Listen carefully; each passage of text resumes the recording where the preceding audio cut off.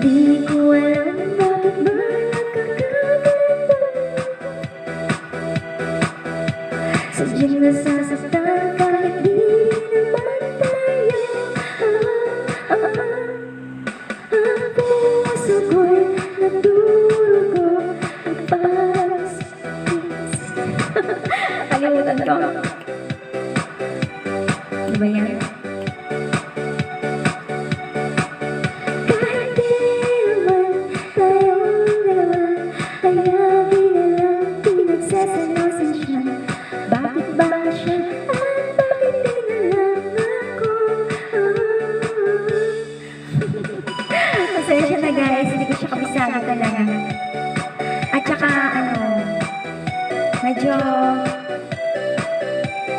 medyo puro pa ako sabit-sabit eh.